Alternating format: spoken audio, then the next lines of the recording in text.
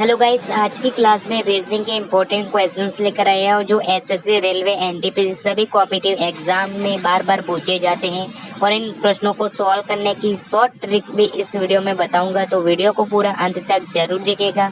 तो आइए दोस्तों, स्टार्ट करते हैं आज की क्लास। पहला क्वेश्चन आपकी स्क्रीन पर है। क्वेश्चन कह रहा है उस युग्म का चयन करें जो दिए गए युग्मों के समान पैटर्न पर अनुसरण करता है। बहुत ही शानदार सा क्वेश्चन है, एनालॉजी जैसा क्वेश्चन है। सॉल्व करेंगे आप लोग इसको। देखिए दोस्तों, अगर हम ध्यान से देखें तो H कितने पर आता है, 8 पर आता है, और L कितने पर आता है, 12 पर आता है। 8 से 12 हो गया, यानी कि +4 हो गया, है ना। उसी तरह K आता है 11 पे और MO आता है 15 पे। 11 से 15 +4 यहाँ पर भी हो गया। अब N आता है 13 पे और R आता है 18 पे। N आता है 14 पे और R आता है 18 पे, यहाँ पर भी +4। यानी हमें ये पता चल गया कि +4 की सीरीज चल रही है। अब जिसमें भी ये +4 की सीरीज चल रही है वही हमारा आंसर है। देखिए दोस्तों, W 23 पे आता है, Y कितने पे आता है, 25 पे आता है। 23 से 25 ये +2 की सीरीज चल रही है दोस्तों, तो ये तो हमारा आंसर हो ही नहीं सकता, है ना। ये हमारा आंसर हो ही नहीं सकता। G 7 पर आता है, I 9 पर आता है। 7 से 9 यानी +2, यहाँ पर भी ये भी आंसर नहीं होगा। A 1 पर आता है, C 3 पर आता है, +3 हो रहा है, ये भी आंसर नहीं होगा। A 1 पर आता है, E 5 पर आता है, ये +4 हो रहा है। F 6 पे आता है, J 10 पे आता है, +4 हो रहा है। M 13 पे आता है, Q 17 पे +4 हो रहा है। ऑप्शन नंबर डी बिल्कुल सही जवाब है इस प्रश्न का। ऑप्शन डी बिल्कुल सही जवाब है। आई होप गाइस की पहला क्वेश्चन आप लोगों ने किया होगा। अगला क्वेश्चन आपकी स्क्रीन पर है, देख सकते हैं। क्वेश्चन नंबर 2, ये वो क्वेश्चन है जो हर शिफ्ट में पूछा गया है। LRB NTPC CBT 1 के हर शिफ्ट में पूछा गया क्वेश्चन है दोस्तों, ठीक है। तो ध्यान रखना, इंपोर्टेंट क्वेश्चन है।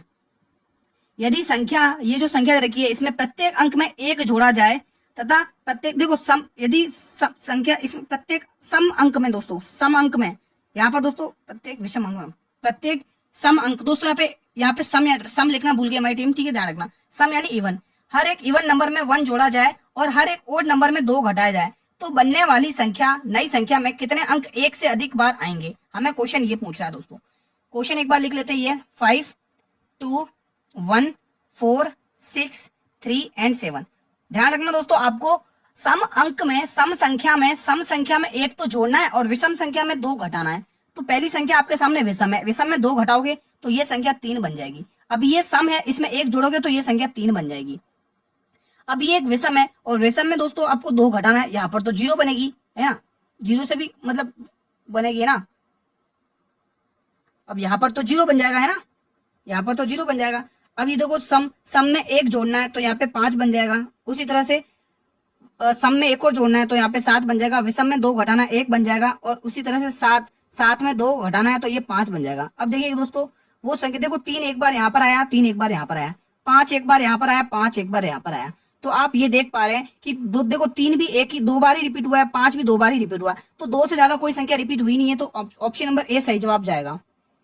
अगला प्रश्न देखिएगा, आपकी स्क्रीन पर है, ये क्वेश्चन नंबर 3। बहुत ही शानदार क्वेश्चन है कि एक निश्चित तरीके से HT को 17 लिखा गया है, GQ को 6 लिखा गया है, उसी प्रकार LX को 9 लिखा गया है, तो KU को 2 लिखा हुआ है। समान तर्क का अनुसरण करते हुए QR को 6 संबंध दिए गए विकल्पों में से किससे है दोस्तों। क्वेश्चन ये कह रहा है, मतलब आपको कोई सा भी एक ऑप्शन उठा लेना है, जिस कोई सा भी एक इसमें से उठा लो दोस्तों। जैसे हम HT को 17 कैसे लिखा गया वो देखेंगे, H और T को 17 कैसे लिखा गया वो देखेंगे हम, ठीक है दोस्तों।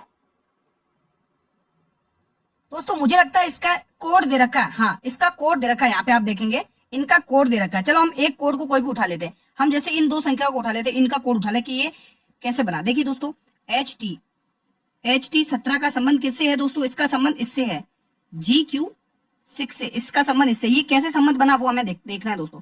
देखिए दोस्तों, ये आता है 8 पर और ये आता है 20 पर, ठीक है, और ये आता है 7 पर और ये आता है 17 पर। अब देखिएगा दोस्तों, ये 8 से 7 हुआ है, ऐसा क्या हुआ 8 से 7 हो गया, तो आप कहोगे कि गुरुजी -1 हो गया। अब 20 से 17 हो गया, यहाँ पर -3 हो गया, ठीक है। तो -1 और -3 का कॉम्बिनेशन चल रहा है, वही कॉम्बिनेशन हम इसमें लगाएंगे हमारे इस वाले कोड में, है ना। Q इसके साथ लगाएंगे, QR को 6 का संबंध इसका यहाँ पर क्या होगा वो हमें पूछा है। अब देखिएगा दोस्तों, Q आता है 17 पर और R आता है 18 पर। अगर आप 17 में से 1 घटाओगे दोस्तों, 1 घटाओगे तो क्या बचेगा 16, और 16 पर क्या आता है P आता है।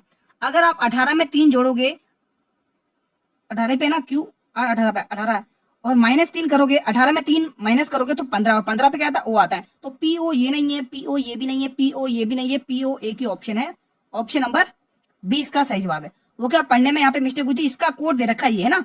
चलिए अगला प्रश्न आपकी स्क्रीन पर है, देख सकते हैं।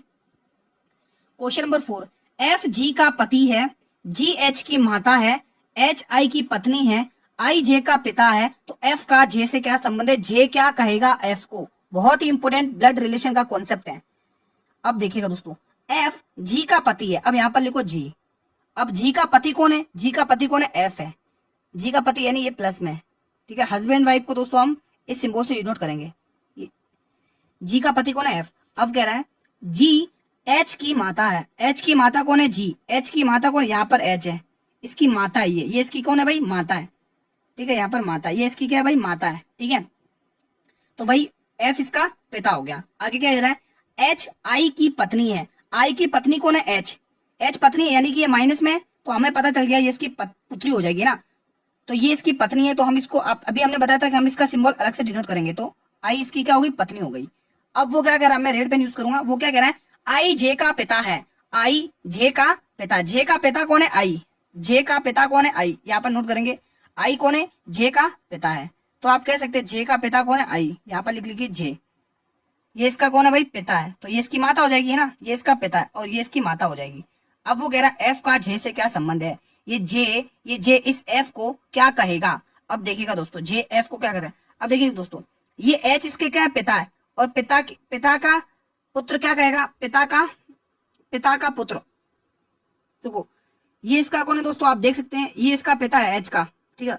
और एच का एक बेटा है, पिता का ये आंसर आएगा दोस्तों, पिता का भाई, पिता का पिता, ये ऑप्शन आएगा, पिता का पिता। हाँ, ये ऑप्शन नंबर ए आएगा। ये इसका पिता है और इसका पिता कौन है, जे का पिता कौन है, एच। तो पिता का पिता हो जाएगा ऑप्शन नंबर ए, ठीक है। अगला प्रश्न इजी था, कोई दिक्कत की बात नहीं थी।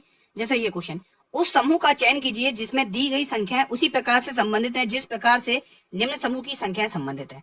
देखिएगा दोस्तों, इस क्वेश्चन को सॉल्व करना है, कैसे बनाना है वो आप देखेंगे दोस्तों।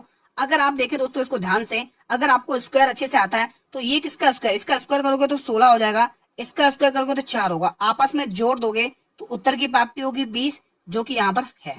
कोई डाउट तो नहीं है, अगर डाउट है तो हम इससे सॉल्व कर लेते हैं।